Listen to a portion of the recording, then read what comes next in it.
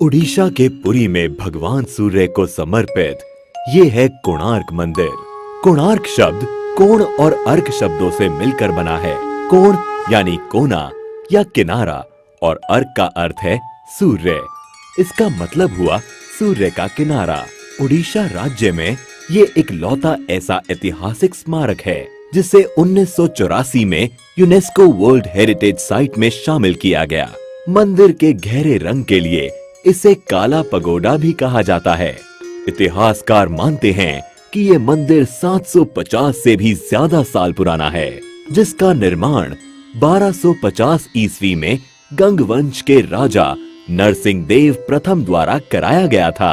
अबुल फजल ने आईने अकबरी में लिखा है कि राजा नरसिंह देव ने 12 सालों के पूरे राजस्व को मंदिर के निर्माण में ही लगा दिया था। इस मंदिर को पूर्व दिशा की ओर ऐसे बनाया गया है कि सूरज की पहली किरण सीधे मंदिर के प्रवेश पर ही गिरती है। कलिंग शैली में निर्मित इस मंदिर की संरचना रथ के आकार की है। इस रथ में कुल 12 जोड़ी पहिए हैं। एक पहिए का डायामीटर लगभग 3 मीटर का है। ये पहिए मंदिर के मुख्य आकर्षण का केंद्र हैं, क्योंकि ये पहिए घड़ी की तरह समय बताने का काम करते हैं। इसलिए इन पहियों को धूप घड़ी भी कहा जाता है। इन पहियों को आप इंडियन करेंसीज पर भी देख सकते हैं। इसके साथ ही इस रथ में 7 घोड़े भी हैं, जिनको सप्ताह के 7 दिनों का प्रतीक माना जाता है। प्रवेश द्वार पर एक और चीज है जो सबका ध्यान आकर्षित करती है, और वो है द्वार के दोनों तरफ बनी ये मूर्तियां। इन मूर्तियों में सिंह के नीचे हाथी है और हाथी के नीचे मानव शरीर है।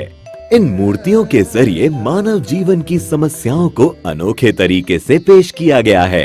यहाँ सिंह गर्व का प्रतीक है, जबकि हाथी संपत्ति का। यहाँ ये बताने की कोशिश की गई है कि गर्व और संपत्ति मानव का विनाश कर देते हैं। माना जाता है कि मंदिर का निर्माण समुद्र के किनारे किया गया था, लेकिन पिछली 8 शताब्दियों में समुद्र से इसकी दूरी बढ़ती चली गई।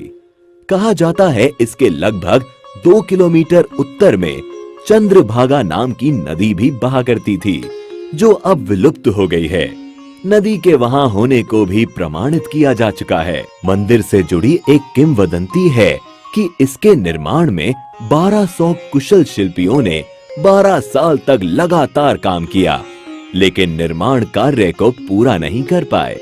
मुख्य आर्किटेक्ट बिसु मोहराना के बेटे धर्मपदा ने मंदिर के निर्माण को पूरा किया, लेकिन मंदिर के पूरा होने पर उसने चंद्रभागा नदी में कूदकर जान दे दी।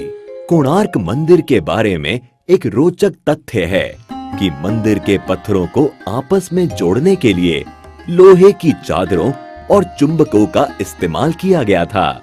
साथ ही मुख्य मंदिर की चोटी में 52 टन चुंबकीय लोहे को भी लगाया गया था।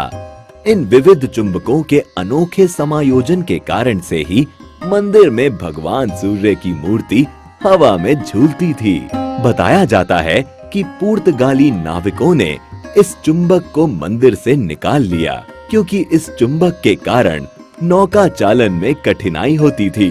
इस मंदिर के बारे में रविंद्रनाथ टैगोर ने कहा था, Here the language of stone surpasses the language of man।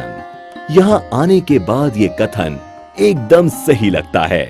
इतिहास और जबरदस्त नक्काशी के शौकीन पर्यटकों के अलावा यहाँ उनके लिए भी बहुत कुछ है, जो यात्रा में कुछ खास और रोचक की तलाश करते हैं।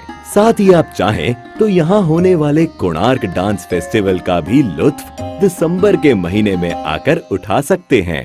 Incredible